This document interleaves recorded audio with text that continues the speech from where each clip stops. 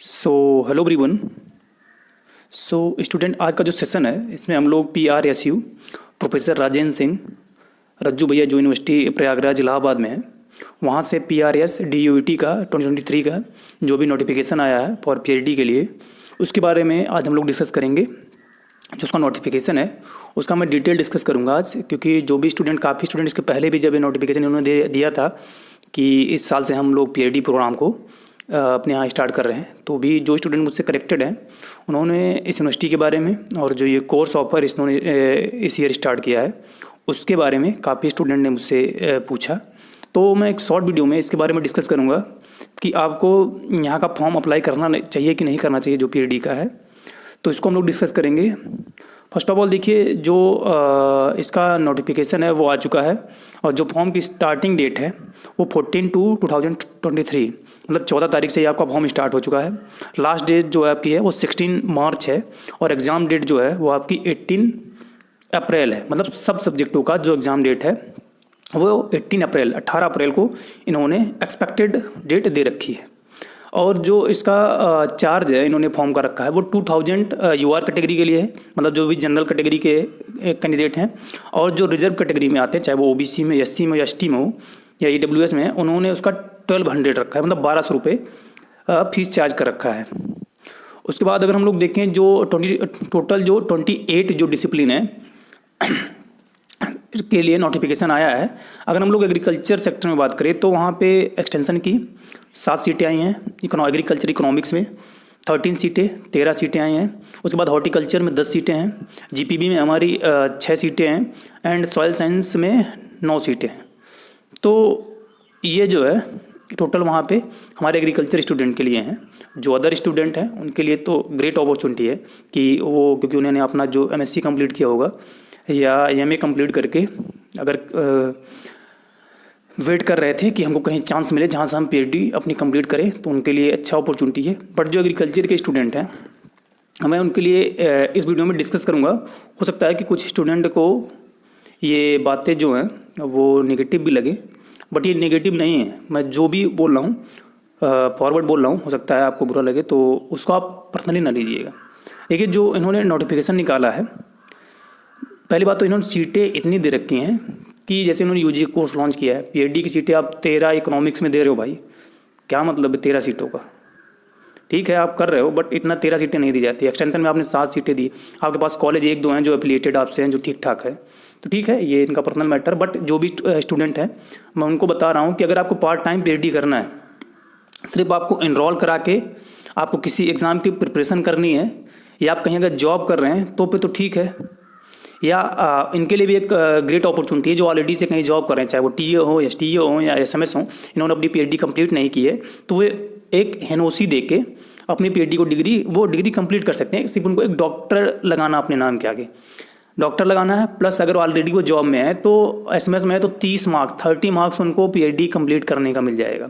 But अगर आप MSc सिर्फ कंप्लीट हो, किसी ICR एक्रीडेटेड यूनिवर्सिटी से आपने MSc कंप्लीट किया है या विदाउट ICR यूनिवर्सिटी से आपने MSc अपनी कंप्लीट की है, तो जो मेरा पर्सनल अगर आपको एडवाइस है तो आप यहाँ पे ना जाइएगा, क्योंकि आपने ऑलरेडी ICR एक्रीडेटेड यूनिवर्सिटी की है और लास्ट डिग्री आप नॉन ICR एक्रीडेटेड यूनिवर्सिटी से करेंगे तो थोड़ा सा प्रॉब्लम आएगी। क्योंकि देखिए, जो PhD का इसमें प्रेजेंट टाइम पे क्रेज चल रहा है, अभी अगर मैं देखूँ इकोनॉमिक्स की सीटें अगर मैं 4 यूनिवर्सिटी में देखूँ तो प्रेजेंट टाइम में 15 सीटें हो गई हैं। एक्सटेंशन की जो है ND में 5 सीटें हो चुकी हैं, CSC में प्रेजेंट टाइम पे 3 सीटें रन कर रही हैं, बादा में 5 सीटें रन कर रही हैं, मेरठ में 4 सीटें रन कर रही हैं, तो 20 सीटें हो गई कैटेड में।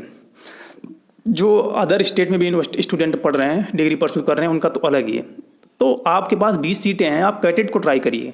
इससे क्या कि देखिए, क्या अगर आप लास्ट डिग्री है, आपको सिर्फ MSc आपने कंप्लीट किया, आपने ICR एक्रीडेटेड यूनिवर्सिटीज़ कर लिया, लास्ट डिग्री है, जो लास्ट डिग्री होती है वही सबसे ज़्यादा आपके मायने रखती है कि आपने कहाँ से कंप्लीट किया। आपने UG कॉलेज से कंप्लीट किया, अगर आप PG में आप ICR एक्रीडेटेड यूनिवर्सिटी में आ गए, फिर आपका UG से कोई नहीं, लास्ट डिग्री आप बताते हैं। या आपने PG कॉलेज से कंप्लीट किया, PhD में आपने इनरोल करा लिया ICR एक्रीडेटेड यूनिवर्सिटी में या किसी भी यूनिवर्सिटी में जो ICR से एक्रीडेटेड हो, उसमें आपने इनरोल करा लिया, तो लास्ट डिग्री आपकी पीएचडी है, तो पीएचडी ही काउंट होगी। आप कहीं भी बताएंगे तो लास्ट डिग्री बताएंगे। या दूसरा क्या है कि अभी देखिए जो स्टूडेंट यूजी कंप्लीट कर रहे हैं नॉन आईसीआर एक्रेडिटेड से, या पीजी कंप्लीट कर रहे हैं, उनको जेआरएफ एसआरएफ में एग्ज़ाम देने को नहीं मौका मिल रहा है, या अब क्या कि बीएचयू ने भी ये कर दिया है कि हम नहीं लेंगे आपको। तो ये चीज़ें हैं। अभी क्या है कि पहले क्या था कि लास्ट डिग्री आपने यूजी कॉलेज से कंप्लीट किया, पीजी अगर आईसीआर एक्रेडिटेड से कर लिया तो भी आपको एसआरएफ में बैठने का मतलब मौका मिल जाता था। बट अब क्या कि आपकी दोनों डिग्री आईसीआर एक्रेडिटेड यूनिवर्सिटी से होना चाहिए। तो जो ये आईसीआर का रिफॉर्म है ना, ये थोड़ा सा आगे चल के आपके लिए प्रॉब्लम क्रिएट कर सकते हैं। इस वजह से मैं आपको बोल रहा हूँ, आपको डिग्री कंप्लीट करना, आप जाके डिग्री कंप्लीट कर सकते हैं, क्योंकि इस समय जो है स्टूडेंट का वैसे बर्डन बहुत ज़्यादा बढ़ रहा है। तो आईसीआर कुछ ना कुछ ऐसे डिसीजन लेगा जो कि आपके लिए, आपको कैरियर के लिए हार्मफुल होंगे अगर आप ऐसी जगह से डिग्री कंप्लीट करेंगे। हाँ, आपका इंटेंशन सिर्फ पीएचडी करना है तो आप जाके एनरोल कराइए, आपकी इजीली पीएचडी कंप्लीट होगी, टाइमली डिग्री कंप्लीट हो जाएगी और बहुत ज़्यादा आपको प्रेशर भी नहीं रहेगा। लेकिन अगर आपका कुछ इंटेंशन है फ्यूचर में करने का, चाहे आप एपी के लिए ट्राई करना चाहते हैं, एसएमएस के लिए ट्राई करना चाहते हैं, या टीचिंग में ही जाना चाहते हैं किसी अच्छी खासी प्राइवेट यूनिवर्सिटी में, तो भी आपको किसी अच्छी खासी यूनिवर्सिटी वो जो कि आईसीआर से एक्रेडिटेड हो वहाँ से कंप्लीट करना है, क्योंकि इतने ज़्यादा स्टूडेंट हो गए। देखिए अब इस समय तो वैकेंसी वैसे भी कहीं नहीं आ रही। तो जो प्राइवेट कॉलेज हैं या प्राइवेट यूनिवर्सिटी हैं, अगर उनको आईसीआर एक्रेडिटेड से स्टूडेंट मिल रहा है, चाहे वो एनडीए से मिल रहा है, चाहे वो सीएससी से मिल रहा है, चाहे मेरठ से मिल रहा है, चाहे बांदा से मिल रहा है, या चाहे आरपीसीयू, चाहे कहीं भी किसी भी यूनिवर्सिटी से पढ़ के आ रहा है, तो पहले उसको कंसिडर करेगा ना। आपको कैसे कंसिडर करेगा? आपने पीएचडी वहाँ से कंप्लीट की, ना ही उस लेवल की आपको जो यहाँ का स्टूडेंट रहेगा उस लेवल की आपको नॉलेज हो पाएगी, चाहे वो रिसर्च का हो गया, चाहे वो टीचिंग का हो गया। यहाँ स्टूडेंट को कुछ नहीं अगर मतलब बताया जा रहा है तो भी उसके अंदर क्या वो अप टू डेट हो जाता है। उसको थीसिस कैसे बनानी है, सिनॉप्सिस कैसे कंप्लीट करनी है, आर्टिकल कैसे करना है, ट्रेनिंग क्या, एपीआई स्कोर को कैसे अपना मैनेज करना है, वो चीज़ें उसको अच्छे से पता चल जाती हैं।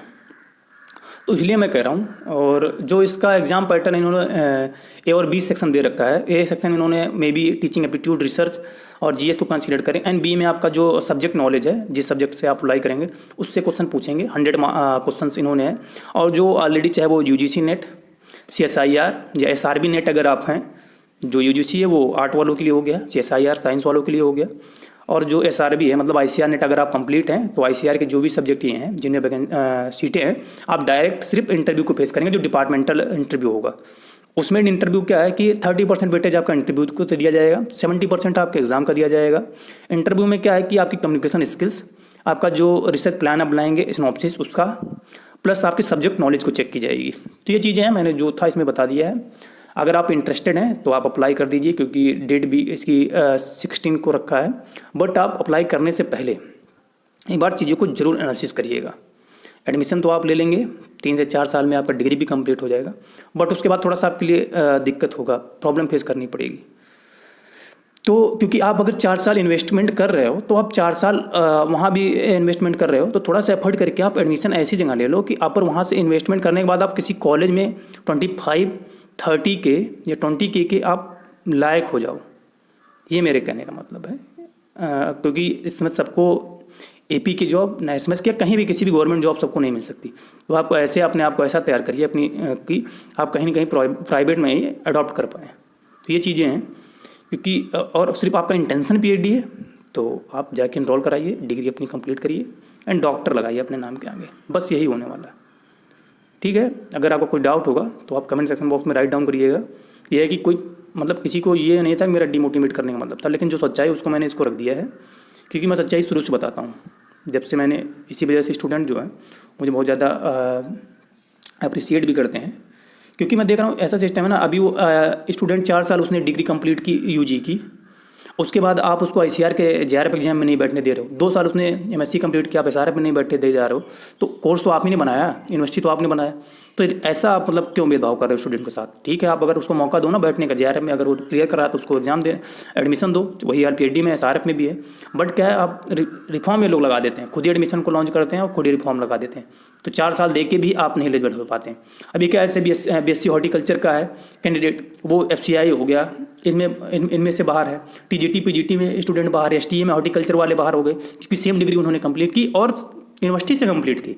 एसटीए में इसी स्टूडेंटों को प्लांट प्रोटेक्शन ऑफिसर में बीएससी हॉर्टिकल्चर ने स्टूडेंट ने अगर परस्यू किया था, एमएससी पैथोलॉजी किया था, तो भी इसको आउट किए हैं ये लोग। यही सब है कि आप डिग्री 4 साल दे के भी जब आपको एग्ज़ाम क्लियर होने के बाद भी जब आपको डीबी में या एलिजिबिलिटी की वजह से आपको बाहर कर दिया जाता है तो बहुत दुख होता है। इसलिए मैं बता रहा हूँ इन चीज़ों को। क्योंकि मैंने बहुत, अभी मेरे सीनियर भी हैं या स्टूडेंटों को भी मैंने बहुत देखा है, इसलिए मैं बोल रहा हूँ। अगर आप 3 साल 4 साल इन्वेस्टमेंट करने वाले हैं अपने कैरियर को लेके पीएचडी के लिए, तो आप एक बार ट्राई करिए कि आप यूपी कैटेड, आईसीआर या किसी आईसीआर एक्रीडेटेड यूनिवर्सिटी में ही इनरोल कराएं, जो स्पेशली एग्रीकल्चर स्टूडेंट हैं। जो आर्ट वाले हैं, साइंस वाले, उनके लिए तो ग्रेट अपॉर्चुनिटी हो गई है, क्योंकि उनके यहाँ जो पहले से उनको मौका मिल गया कि पीएचडी अपनी कंप्लीट हो जाएगी, चाहे उन्होंने पीजी किया कहीं से भी। मोस्टली वो स्टूडेंट इन्होंने क्या, अभी किसी आप अच्छी यूनिवर्सिटी में इनरोलमेंट कराने जाएंगे तो विदाउट नेट या जेआरएफ का इनरोलमेंट आपका नहीं होगा, बट एग्जाम से इनरोलमेंट करवा रहे हैं, अच्छी बात है। इन्होंने जो बीएचयू का पैटर्न उसको फॉलो किया है, जैसे एग्जेम्प्टेड होता है, नॉन एग्जेम्प्टेड होता है, वही सेम सिलेबस इसका भी रहने वाला है। अगर आप एग्जाम में अपीयर हो रहे हैं तो सब्जेक्ट को प्लस रिसर्च मैथडोलॉजी, टीचिंग और थोड़ा सा जी के करंट को आप पढ़ के जाइएगा। 100 क्वेश्चन ये पूछे जाएंगे। आप शॉर्टलिस्ट होंगे तो आपका इंटरव्यू होगा, जो डिपार्टमेंटल इंटरव्यू होगा, दोनों की बेसिस पे 70 और 30 के रेशियो में मेरिट बनेगी, एंड देन आप फाइनल इनरोल कर जाएंगे। अगर आपने नेट किया है तो आप एग्ज़ाम से बच जाएंगे, सीधा आपको सिर्फ इंटरव्यू आपको पेश करना है। ठीक है, मैं सेशन को एंड करता हूँ। नोटिफिकेशन का मैंने डेट आपको ऑलरेडी बता दिया है कि 14 से स्टार्ट हो गया, लास्ट डेट 16 है। एग्ज़ाम की डेट आपको 18 अप्रैल है। 2000 जनरल के लिए, कैटेगरी के लिए 1200 इसकी फ़ीस है, और 24 सब्जेक्ट के लिए आया है ये। PRS UDT 2023 के एंट्रेंस के नाम से है। आप वेबसाइट को विजिट करके फॉर्म को फिल कर सकते हैं। मैंने जो उसका डिटेल नोटिफिकेशन है वो टेलीग्राम चैनल और व्हाट्सएप ग्रुप पे शेयर कर दिया। Thank you for listening.